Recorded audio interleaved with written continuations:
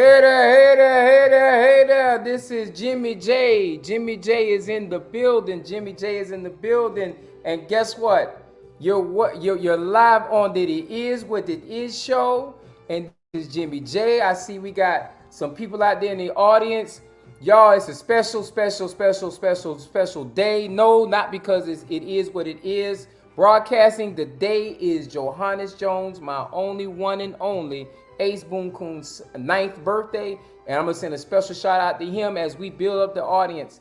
If you're out there, give us a shout out. There you go. And that's the only time Johannes is going to show his face. Johannes?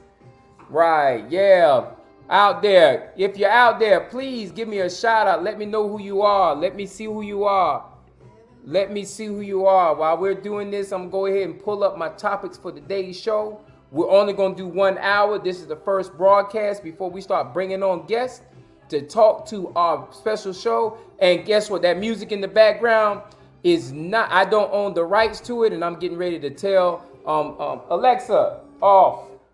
I just went ahead and told her to cut it off because we don't want any kind of information or misconstruement of any kind of thing going on. You're on the Jimmy J Show. The Jimmy J Show, it is what it is. It is what it is. I got my Jamaican brew right here. Shouts out to Jamaica.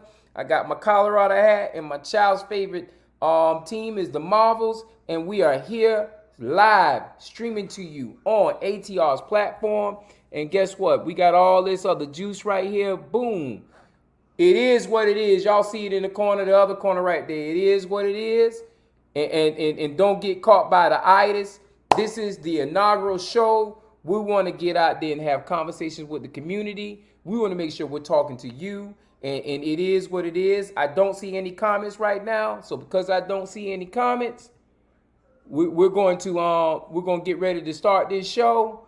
Making sure all my components are right. We got 13 viewers. I appreciate those 13 people spending the time with me here today. Let me go ahead and get all my good stuff. Red tea. Brother Bernard, I see you. Big Brother Bernard, I see you. Make sure you tune into my big brother 10:30 every Friday night. After dark, he will tell you the truth about what's going on in our community. After dark, that is, y'all. We got 15 viewers. I appreciate it. I need y'all to share. We're at the 3-minute and 54-second mark. And when 5 minutes hit, we're going to start going into our show, y'all. Please go out there and share. The topics today's discussion, NFL football is back. Forgive or forget in 2021. That's the first topic. COVID or covert operation. Which kind of operation?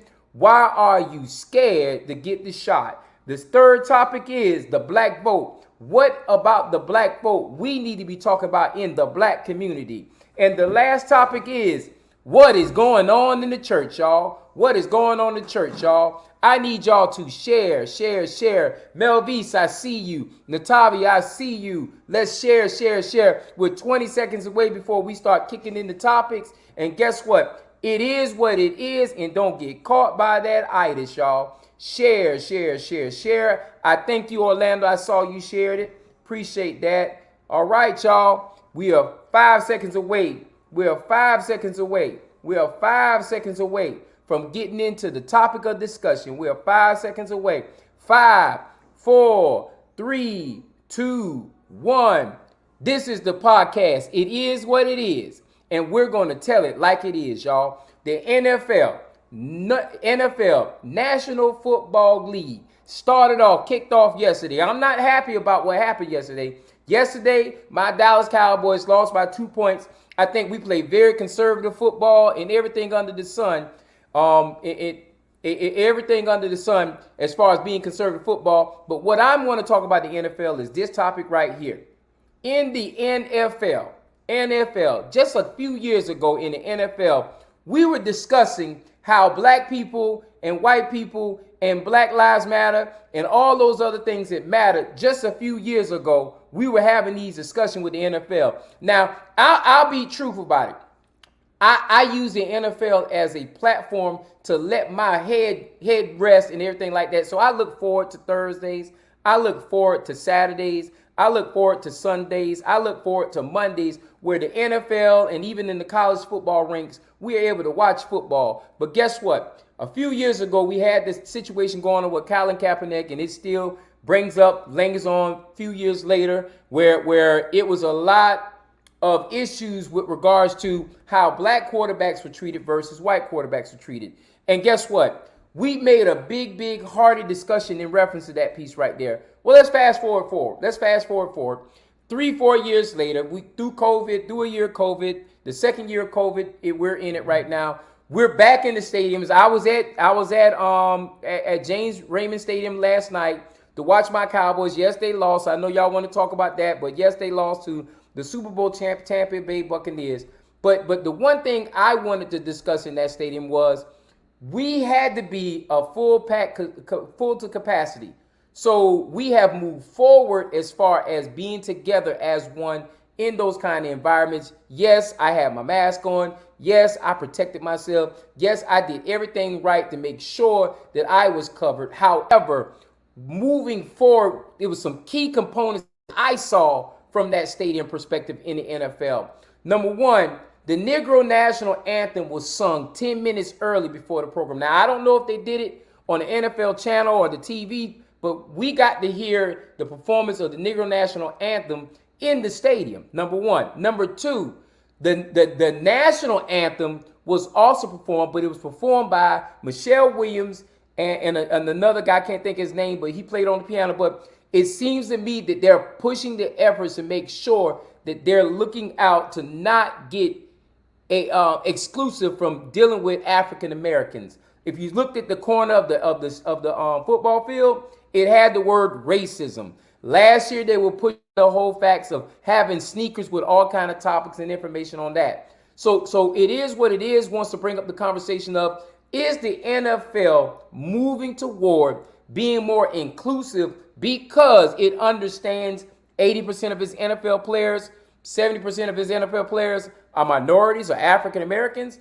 What is a true discussion? And part of this thing right here is not for me to be out here just talking to you. Part of this conversation is to put these topics out here for discussion so you can ask those questions so we can go out there and get these kind of people to be topic people on our discussion and our platform. And so the NFL was kind of choppy. It kind of changed it up a little bit right there. And so I don't see any comments. So I'm going to move to the next topic because guess what? If we don't want to talk about the NFL, I don't have a problem with that either. But it is important for us to bring up those social climatic scenes that they're testing the issues when it comes to the African American community. And I think the NFL has gotten smart. You know, the NBA jumped on board early because they made sure that you can have all the kind of references you wanted when it came to African Americans and the plight of African Americans, what they have to deal with the Black Lives Matter and everything like that. We saw our former U.S. Senator for Georgia, what she endured when she tried to boycott it, and what her NBA team, her WNBA team did, they boycotted her and they shelled her out. So,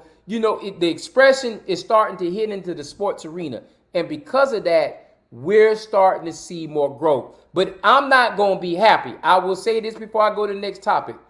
I will not be happy until an NFL team, is 32 teams out there. I won't be happy until one of the 32 teams doesn't have a minority owner, doesn't have a slither owner, but has a majority owner that is of African American descent. Because 80% of the NFL is made up of minorities. It should be at least 1% or one of 32 of those teams should be owned and ran by African American. And so that's my topic for right there. NFL football is back. Forgive or forget 2021. I think we're in a mode to forgive them on something, but we don't want to forget. And so my next topic, is it a COVID operation or is it a covert operation?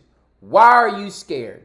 We're seeing the numbers still uptick in America. Now, we understand the previous person who occupied the White House didn't do a full job as far as making sure that we did what we needed to do to get this COVID situation under control. Millions of people have suffered from it, and at least 500,000 people have died from COVID.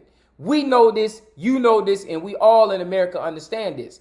But we're having issues tied to COVID, in reference to politics that have dictated within the realms of bus drivers boycotting locally here in Chatham County. Bus drivers are actually boycotting all across America. And the economics. Let me tell y'all something, y'all. Peep this game right here.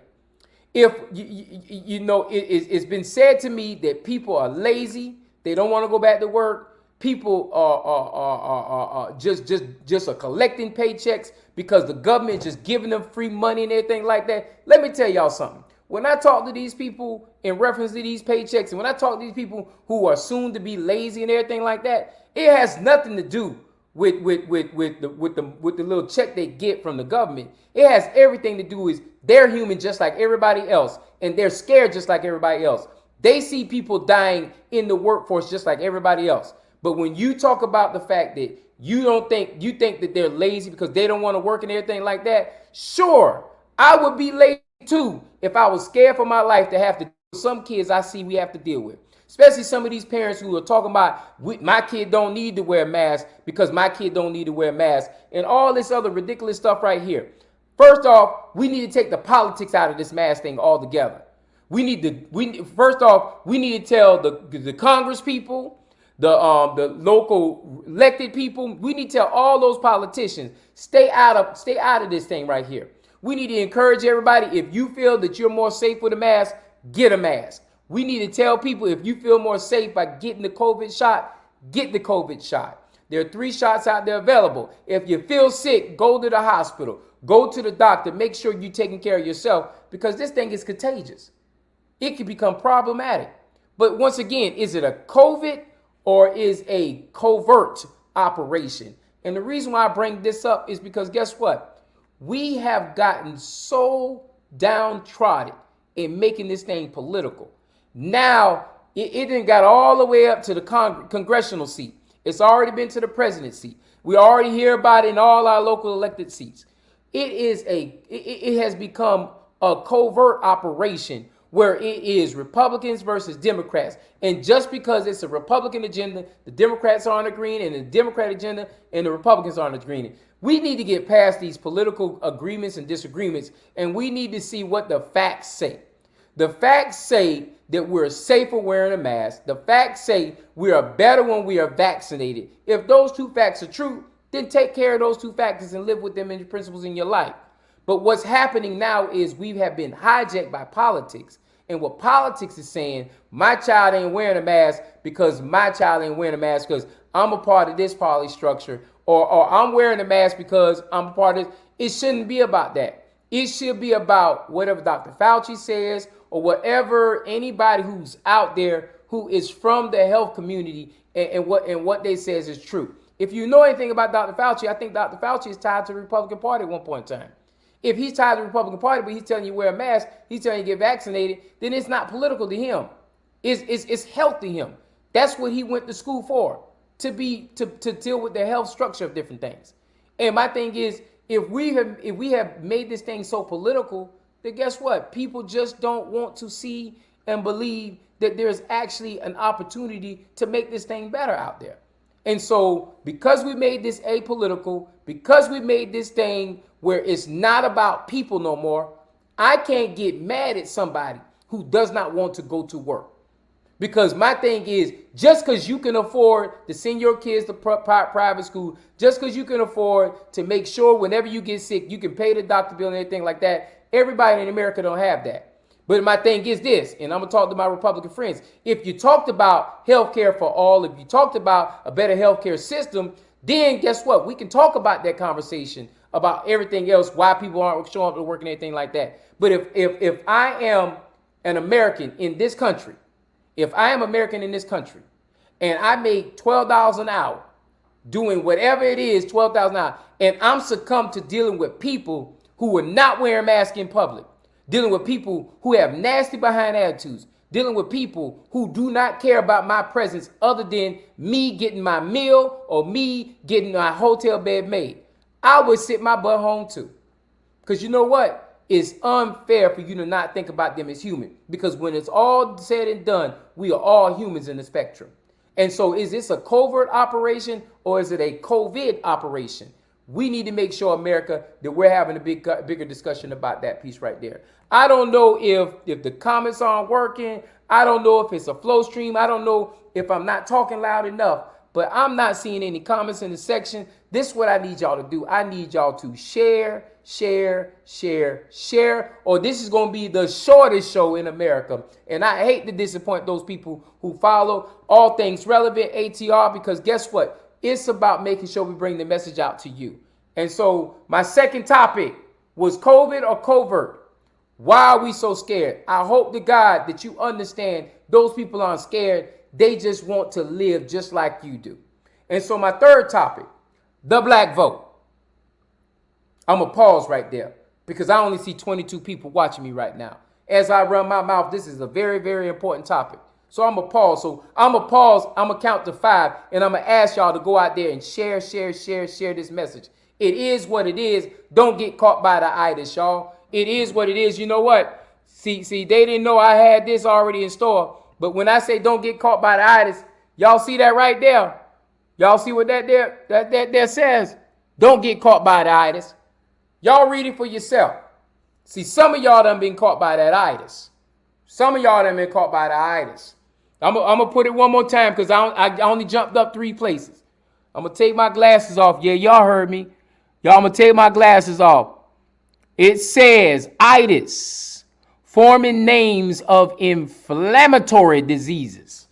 Basically what it's saying is don't get caught by the itis because the itis isn't good for you. It causes all kind of problems. It causes all kind of pain. This is Jimmy J. I'm asking y'all once again. I'm pleading y'all once again. Make sure you share. Make sure you share. Our third topic, now that I have asked y'all to share, is the black vote. The black vote. I want to talk about the black vote today, y'all. I really want to talk about the black vote today. You see, let me get this misconstrued. See, understand this. There is getting ready to be a war over the black vote. I'm going to say this again because y'all didn't hear me. I'm going to say it slower. There is getting ready to be a war over the black vote in our community. The reason why that war is persisting is because black people are starting to wake up across America. They're starting to make sure they're starting to form opinions. They're starting to realize that local politics is just as important as national politics. They're starting to realize the fact that we have been bamboozled, ran amok, led astray. All those other good characteristics we talked about when we saw the movie Malcolm X and when we learned about how Malcolm X was doing what he did. We've had all kind of plans in the community, and there's all kind of this different opinions about what I'm getting ready to say, but I got to say it anyway. African Americans, we have to get together. Black Americans, we have to get together, and we have to form an agenda that's going to move our narrative forward. Black America is the only group of people in this society, in this country, that never had an opportunity, never had a leg up in getting to the finish line as quick as everybody else around us. When we came out of slavery, I'll say it just like this. When we came out of slavery, nothing was given to us but freedom. And freedom was, and it's even questioned by that, how we got our freedom. When we got our freedom, there was nothing given us. All we would say, we came from a slave mentality and said, hey, you are now free, son. You can go out there and do what you want. However, I can't give you no car. I can't give you no cell phone. I can't give you no house. I can't give you none of that stuff because if you want that stuff, you got to work for me on pennies on the dollar. That's what happened when slavery was abolished, y'all. When slavery was taken out of its little cup, when it was taken out of its little cup, that's what happened. It wasn't something where you're now free and here is 40 acres of mule. They took that away. And that would have been a one leg up, and that would have helped Black America, but then they didn't get that opportunity to get that 40 acres of mule. But we don't talk about it enough in America. We don't talk about how 400 years we have not had any opportunities to be on that same playing field as our counterparts across the table. Now watch this. I don't blame all white America for that, y'all. I want to make sure that's clear. I don't blame all white America. Some of that fault is on us because sometimes when we got in those elected seats, and we got elected seats across America, when sometimes we got in some of those elected seats, guess what we didn't do? We didn't reach back and make sure our community moved forward. Now in Atlanta, Atlanta, I shots out Atlanta. Atlanta, they understood economic power because they brokered with the governor and said, hey man, if you want our votes, guess what? You're gonna have to start giving us something down here in Atlanta, Georgia. And that's why Atlanta became the Mecca it is. I'm not gonna go into facts and figures because I'm gonna find me somebody out there, a historian out there, to go deeper into the legend of what Atlanta is before Delta and Home Depot and all them things and Coca-Cola came to Atlanta and made Atlanta the home. But I will tell you this: Atlanta was a trademark, but we didn't use that trademark across the whole state of Georgia, and hence why we still are behind the eight ball when it comes to communities like Savannah, when it comes to communities like Brunswick, when it comes to communities like Waycross. I'm going to talk about the first congressional district because I ride through the first congressional district and I still see that the finish line keeps getting moved further and further away as we get closer to it. This is what happens. The finish line moves along with us when we move. And so the only way we're going to change that piece is we got to understand the power of the black vote. Okay, I'm going to say it together. We got to understand the power of the black vote. And if we understand the power of the black vote, then we can change all kind of things in our community.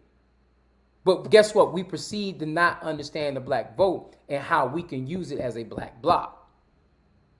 And shots out, I understand that most black African Americans vote in the Democratic Party in this day and age, but at one point in time, if you did not notice, we voted as Republicans at one point in time. And we switched parties in the 60s, 70s, some people say 50s. We switched parties around those 2 or 3 decades because we saw the greater group in the Democratic Party. But the problem is we never gave African Americans an agenda to go to the polls and say, okay, James is on the ballot. What has James done for the black community? Nothing, then James don't get the vote. Did James do this for housing? No. Did James do this for economic development? No. Did James do this for this? No. And the problem is, guess what? Because we don't have a black agenda, we don't have a check mark list for when people come to represent us in our communities, we have nothing to hold them accountable. And because we have nothing to hold them accountable, they'll come in our community, song, dance, and Jimmy play and do all this other stuff like this, and then they walk away with our votes, and then having that black candidate, sometimes in most cases in our black community, they go over to the other community and do everything for them and forget about national problem, national journey. So what I encourage you to do is I encourage you to go out there, read books on this stuff, learn on this stuff, and tell me what kind of guests you want to hear on this show so we can have those kind of conversations. And so my next piece, the black vote was that. And my last piece that I want to discuss before I start going here and data mine and try to find people to have these discussions, my last piece that I really want to talk about is what's going on in the church, y'all. What's going on in the church? You see, America has changed. America has changed in one way, one regard. The church has changed. What changed about the church is this right here. This changed about the church. COVID, and I know we talked about COVID early, but what COVID did to the church, was this. And I see you, Natalie. I'm going to come back to you. What COVID did to the church was this. COVID made the church react.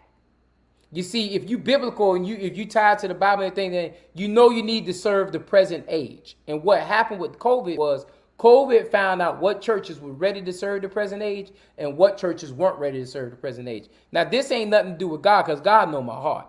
God knows where I stand at politically, and he knows where I stand at spiritually too. And he understands that, I got an angel upstairs who takes care of me, and she prays for me harder than I can pray for myself sometimes. So guess what? God knows my heart. And with him knowing my heart, he understands that I'm just putting a challenge out there. Where is the church?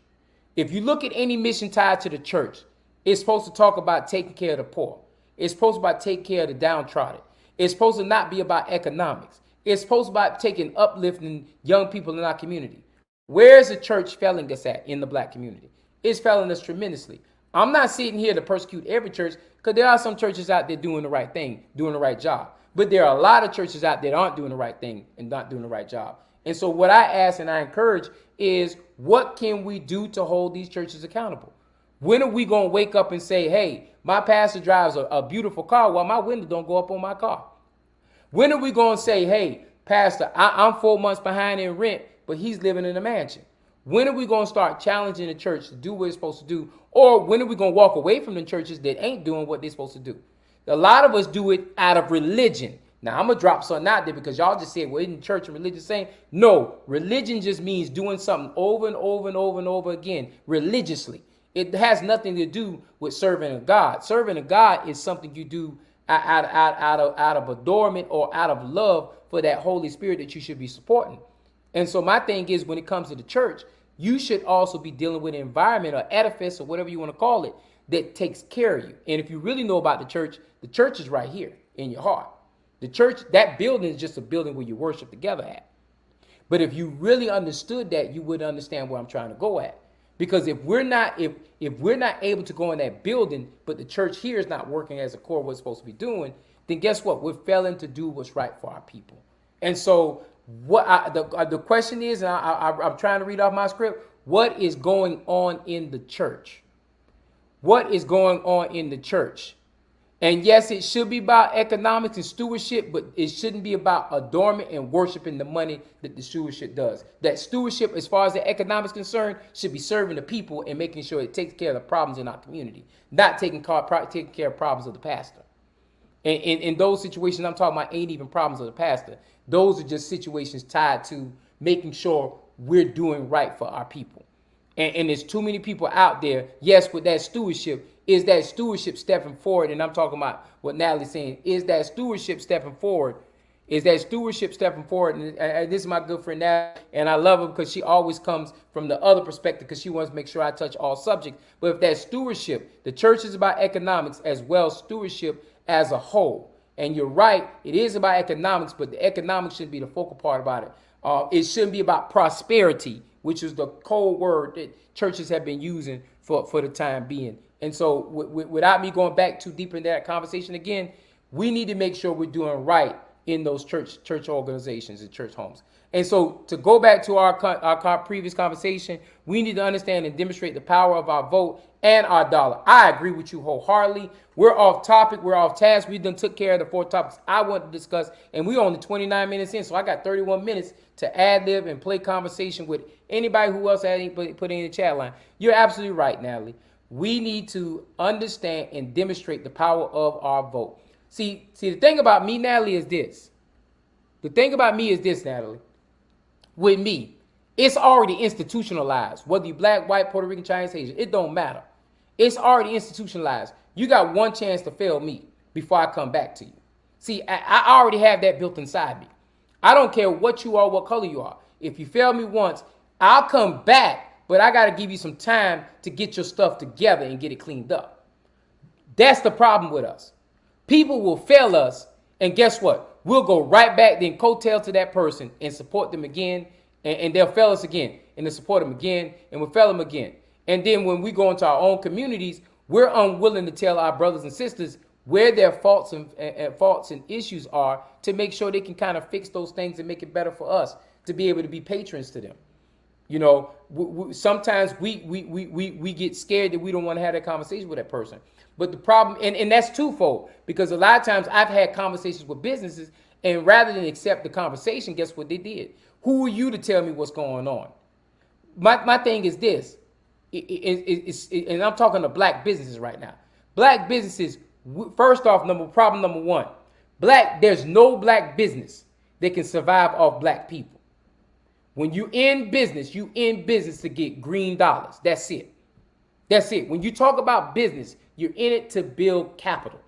That's it. Now, once you build capital, how you redistribute or redirect that capital, that's a whole nother conversation for a whole nother day. But when we get in business, it's about getting green. Now, when you talk about getting green, what you want to do in every aspect of business is, guess what? It's about supply and demand. If you have more supply than demand, then your costs don't need to be heavy. But if you have less supply than demand, your costs should be strong. That's not a black principle. That's a business principle. Supply and demand demands the fact that you keep the price point subjected to what you want your audience to spend. You don't make it cheaper if everybody is buying you out. Because guess what? You're not paying attention to supply and demand cheat code. Because that's what it's all about. And so when we go back to what I was talking about, and I want to make sure we need to understand and demonstrate power of our vote and our dollar. All that conversation was talking about our dollar. Now, when we talk about power of our vote, you're absolutely correctly. See, you're absolutely correct. I didn't mean to say correctly. You're absolutely correct.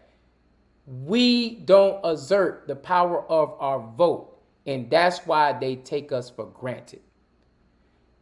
People in this day and age, let me teach you something. In this day and age, I know what communities vote in my community at 20%, 30%. And I know what communities vote at 70%, 80%. It's gotten sophisticated. It's no longer the days of we didn't have information ahead of time to know where people were voting and how people were voting in our community. That stuff is long gone now. We live in a day and time right now where we understand where people show up to the polls and where people don't show up to the polls. And if you don't believe me, once again, I told you, I'll drive anybody who wants to ride in my community from my community, and I'll tell you why them potholes are there and why this bridge is here cutting through this community, why this community has dilapidated housing, and why this community doesn't have trash on the ground, and why this community gets its trash picked up weekly regardless of any time frame, and this community gets its trash picked up weekly in any time frame. See, when you understand, and I like to say, when you overstand these things, then you understand how politics works. Now, the one thing I did not talk about was this. More people need to step up and run for public office. More people need to step up and run for public office. Gone are the days of us depending on the one person to go on the ballot to represent all the community. That's gone. I adore when I love seeing when it's more than 2-3 people on the ballot running for something. Because you know what that means? If it's more than 2 people running on the ballot for something, that means that people are hungry for change. People want to see motivation. But the worst thing I hate seeing is a community that one person's on the ballot and that person's been on the ballot for 25 years and ain't did a dang thing for that community. But then you want to put them back on the ballot and give them another chance. If they failed you for 24 years, why in the heck would you give them another chance to fail you for another 4? I just don't understand that. But the only way you're going to change that piece is if you're not willing to vote or you're not willing to run, then guess what? Find characters in your community that can serve a vested interest that you want to see represented up there. And guess what? Then you can change the spectrum. You can change the system. But the problem with us is, guess what? We want to rely on, and somewhere down the line with us black folk, we have gotten to the point of we're accepting those people who represent us. And then guess what? They'll do us right next time. We'll just ask God to do this. Look here, if you know anything once again about Bible, and I hate to blend Bible and all this stuff like that, but I will. Faith without works, key word is works. Faith without works is dead. If you're not working what you have faith in, then you're not expecting any kind of results to actually happen. If you're not working the plan will fail.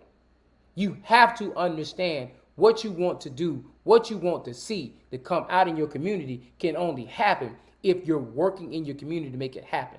If you're holding elected people accountable, make it happen. The one thing I can tell you about me, when I call those people who represented me, and I very rarely call them, when I call the people who represent me, and I ask them to do something, I give them 24 hours. I'll call them again. I give them another 48 hours. I call them again. I give them a week after that. I call them again. And then I put all this in documentation form. I don't do all that just because I want to be a butthole about it. I do all that because when it comes time for them to run for office, I'll print that little email out and say, these are the times I called you, and these are what I called you about, and these are the issues I asked for you to fix. And guess what? You did absolutely positively nothing. And guess what? Shame on me if I can't find somebody to run against them that can actually fulfill those missions. See, when we become like that in our black communities, guess what? We can change everything there is. But until we understand that we need leadership that's going to represent us, we're going to keep getting the same crap we've been getting. And that ain't a local Chatham County issue. That's an issue across America. And I've seen some communities that took that advice I just gave, and they're light years ahead of us. And I've seen some communities that just put their head down and look left and look right and walk away and do absolutely positively nothing to change their experience. And guess what? It's detrimental to not just you, but your kids too. And so with that being said, I want to make sure, Sherelle, Miss Grant, how you doing? A lot of mess, great greed, power, status, and no genuine love. I couldn't have said it no better, Miss Sherelle. The only way we're gonna get better at this is if we take the time. And you right, Natalie. I love you, Natalie. You're right. We need consistent and comprehensive vigilance of all of our elected officials. They work for us. We must act accordingly. You say that again. See, they're gonna be scared of you because guess what? They're gonna be scared of you because you understand how the business flows. If we can get 2,000 people in your community to do just what you just said, then guess what? We can change our community. I don't expect. I mean, watch this. I'll say this, and nobody else will say it. I'll say it. Guess what? If you looking for the shout outs, if you looking for, hey, how you doing? How you doing? How your mama doing? All that. I ain't here for that. It is what it is to tell you what it is, what it is. It's about making sure we get out of this itis struck we've been in. I can tell you right now, 2018 primary election, we voted at less than 18%. Guess what? That controlled the school board and that controlled everything in the state of Georgia. We chose the elected people who ran for the state of Georgia. 18% of us showed up to polls there. Less than 70% showed up to the polls 8 months later when we had the November elections. We can't expect better in Georgia if we're not doing better in Georgia. Stacey Abrams lost by less than 50,000 votes. Why is that? Because 50,000 people stayed at home. I can tell you alone, almost 150,000 people just in the 1st Congressional District did not show up to that election. If they did, guess what? We would have somebody of representation of the Democratic Party, or of representation of the people, I should say. But guess what? If we're not showing up, then we're not showing out. And until we do so, we're going to keep losing so. And so this conversation is what it is. It's going to be a weekly show every Friday, 8 o'clock. I'm not here for ratings. I'm not here for anything else but to make sure you understand the knowledge you need to have to prepare you for what's coming up in the near future. If you want to see somebody, if you want to hear somebody, I'm asking you, I'm begging you, hey, my number is 912-228-2205. That's my cell phone number. Been the same number forever. Everybody in America got it. I even get calls from people who don't like me. I get calls from racists and everything under the sun. But if you have something you want to talk, then make sure you tag me and get me in the conversation so we can talk about those things. Yes, this is a great strategy. Documentation, I learned that on my job, Ms. Grant. I learned on my job that when you have documentation, you can defeat any kind of purpose there is. They cannot fail you when it comes to documentation. And we need to hold our leaders accountable. We need to make sure when we call. My thing is, Sherelle, guess what? Call them once a month or call them once a quarter and say, hey, how you doing? What's going on in your environment? Beg, borrow, steal. Get on their nerves. That's what I tell you to do, because you know what? When you do all these things, that's how you hold these folk accountable. But when you don't call them, when you don't hold them accountable, and 4 years down the line, you done had these conversations. Y'all know how we like to do. We like the Facebook conversation. We like to put it on Facebook and say all the stuff that's going on with our elected leaders and talk about all that good, bad, and different baggage. And guess what? That person, they read it, but they never let you know they read it. And guess what? They don't never change their mode. They don't change their conversation because you never sent it through their you never sent the documentation through the proper channels. And that's why we keep failing. We must step forward. We must step forward. We must step forward and do things right. Or guess what? It is what it is. And we're going to keep being what we be. Don't get caught by that itis. Yes, I appreciate it. Melvise, one of the most kindest young men I ever known. Melvise, this is a great conversation, great candid conversation. These conversations, this is just the first one, the beginning. I need to know what y'all want to hear from or hear about. I know the young man named Anthony. Anthony, he said he wanted to come on the show and talk, and I was going to bring you on the show, Brother Anthony. I hope you hear me and anything like this. I was going to bring you on the show, Anthony, but I guess you deleted the message. I didn't see the message again, and so I forgot to come back and reach out to you, but I did see that you want to come on the show. I adore when younger people than me want to talk about those issues, because you know what? It makes us stronger, because I'm not the avenue to all knowledge and all understanding. Sometimes I need to hear from people. I need to hear from people like yourself. And my thing is, if I do that, then it makes me a much better person. So it is what it is. It's going to be what it be. All right. And so with that being said, I see I got 21 minutes left. I got to ad lib. I mean, did y'all share this thing? Because my thing is, guess what? This is a promo. This is the beginning to the end, as I like to say it. Give me some more topics out there. I've been trying to make sure we read everything. Did I miss any topics? Didn't miss anything. Didn't miss anything. This is Jimmy J. Once again, it is what it is. I'm not going to ad lib. I'm not going to go back into discussion. We already talked about the 5 points. The 5 points that we talked about today. Let me get my phone going because my phone went quiet on me. The 5 things we talked about today was the NFL football. It's back. It's back. Do we forgive or forget 2021, the season right here? When I talk about forgive, forget, we're talking about when it came to Colin Kaepernick, how the NFL ruined this man's career and actually did what they did. And talk to me about the fourth impact on black economics. What are you saying, Natalie? Go ahead while I finish the statement. COVID versus covert. We talked about how people are presumed to be scared about COVID. Is it a covert operation? Is a COVID operation? When we talk about these kind of operations, they're looking at the Republican Party is vaccinated probably about 50%. The Democratic Party is vaccinated right about 80%. I heard that snippet on TV today. And so basically they made COVID into a political issue. Everything has become a political issue. Put your mask on when you're in school, when you're not in school, protection of other people and everything like that under the sun. At one point in time, it wasn't about kids. Now it's about kids and moving forward. I'm just going to bring you on this show because you want to talk about this fourth quarter, and I'm trying to figure out what you're talking about with the fourth quarter. And this is what Natalie's talking about, thoughts on the fourth impact for black economics and thoughts of the fourth quarter economics regarding black business and buying black. I'm always a proponent as far as buying black is concerned. I'm gonna answer your question the best I can answer because I'm not knowing where you're going narrative wise. I'm kind of out of the loop when it comes to this kind of stuff right here, but I will say this. I've always been a proponent as far as supporting black businesses, buying black, whether it be the first, second, third, or fourth quarter. I just want to make sure our black businesses, I got you. I just want to make sure our black businesses are doing just what Natalie said in this next comment, changing the whole narrative. I can tell you right now, I don't personally buy anything. I don't go in the stores anymore.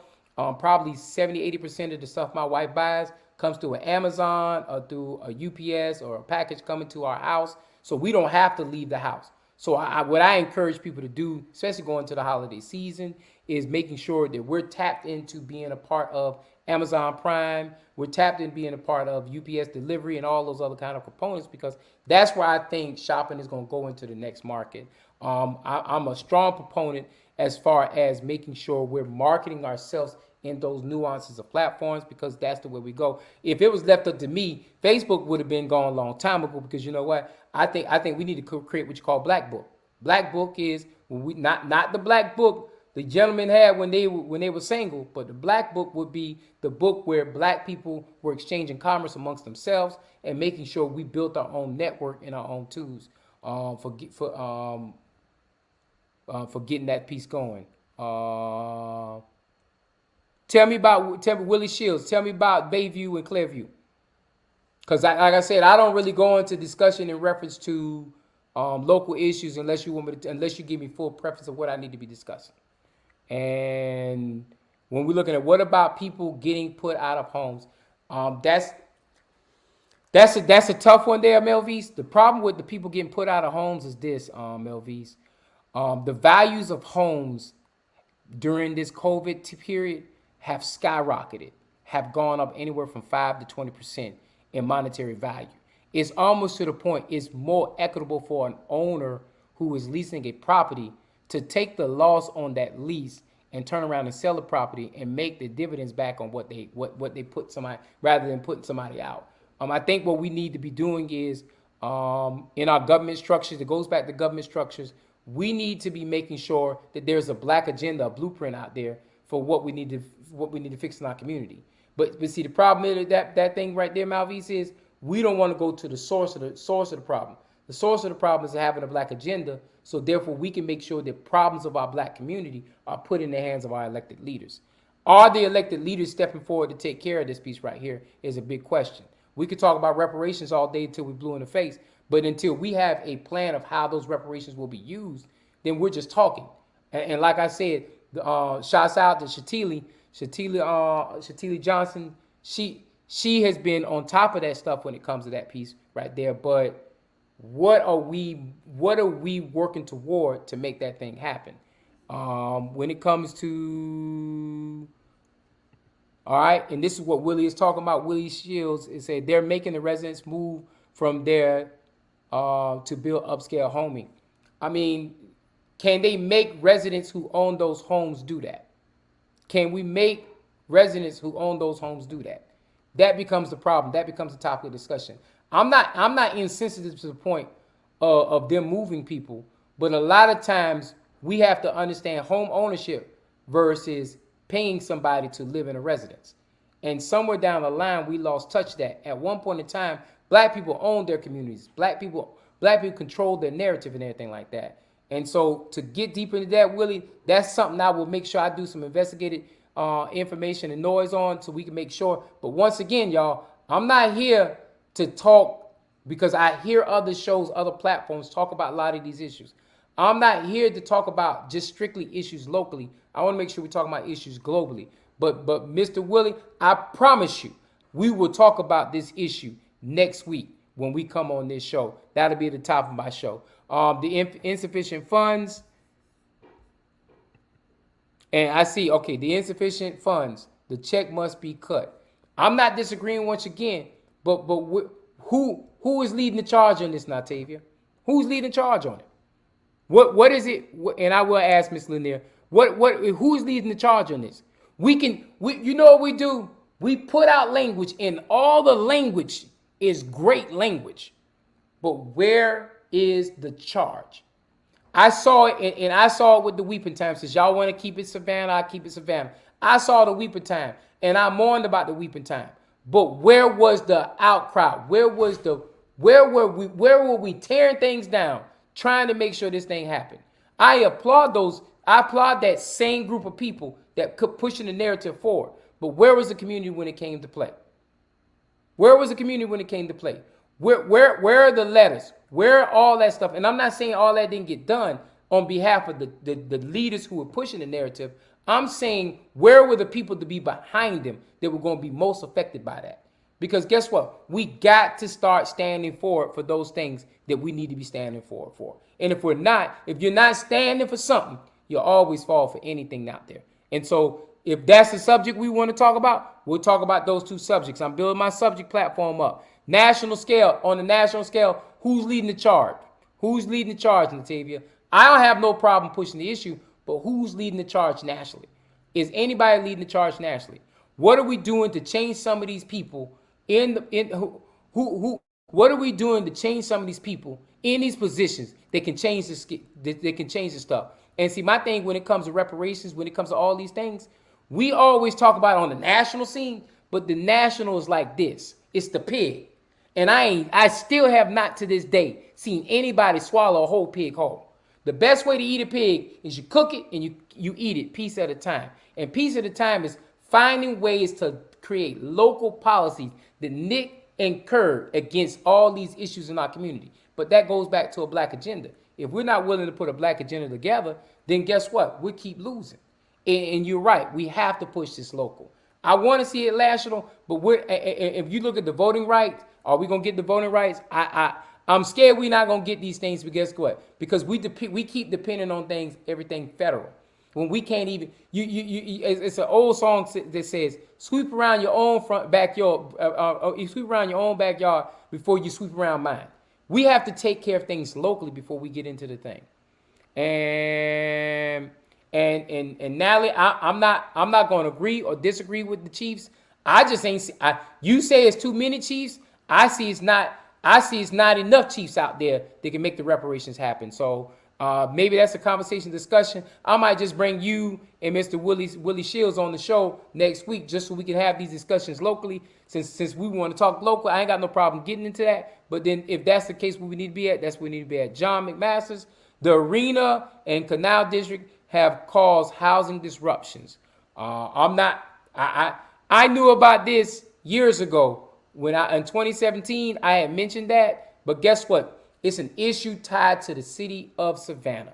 And John, you know good and well, just as well as I know, that if the city of Savannah does not want to change its leadership, nothing's going to change with the plan of action. And if it's the same leadership that was there in 2017 when that conversation I heard it, and now that leadership just changed shoes, and guess what? They moved forward. I hope you caught that. They changed shoes and they moved forward. Why you expect something different to happen? And it's in the housing disruption, you already knew it was going to happen. When they built that arena, it's going to cause a demise in that community, and that community is going to be totally different from what it is currently speaking. So we already knew that. Estimated $83 million. I guess that's what you're talking about with appropriations. I'll look into it. If that's reparations we want to talk about next week, then we'll make sure we do it. Too many black electeds are faking it. Hey, man, it's a quarterback challenge. If you heard me earlier, the quarterback knows how to play best. But if you don't have the right quarterback at play, then guess what? He can play a good fake game. And the issue is this. The people elect the politicians. Politicians don't elect themselves.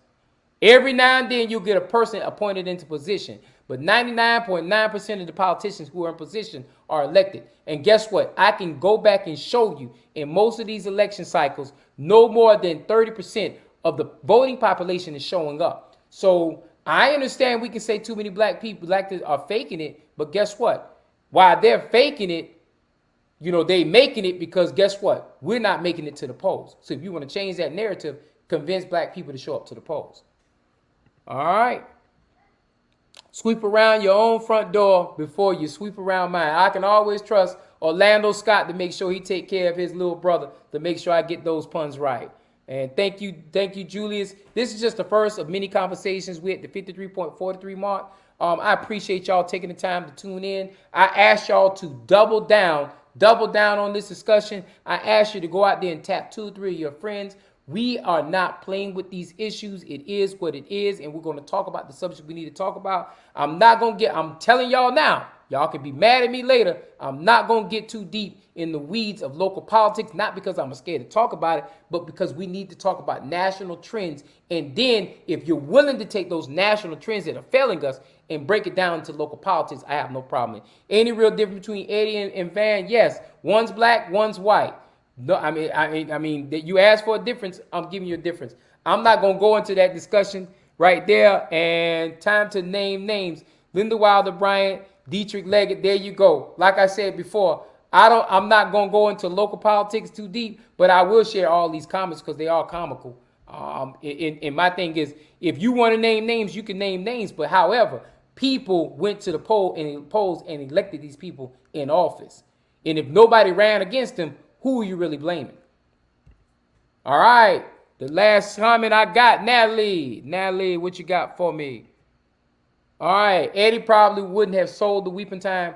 Hey, man, that's up for discussion. We can all, matter of fact, I'll call Eddie after this thing and ask if he would sell it. I got a good relationship with Eddie. I'll call him and see if he would have sold it.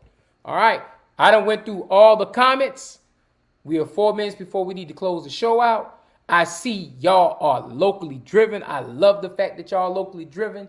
I will make sure I get some of these local topics, but I will tell you, I am sticking to the script, and I will stay on the national trend because we need to talk about national trends that affect local policy, local politics, and that's where I really want to get to. But let's talk about some of these national trends, y'all. Let's not get into the name calling. I know some of y'all want to get into name calling, but I'm not going to get into the name calling. I'm not going to get into heated discussions because you know why?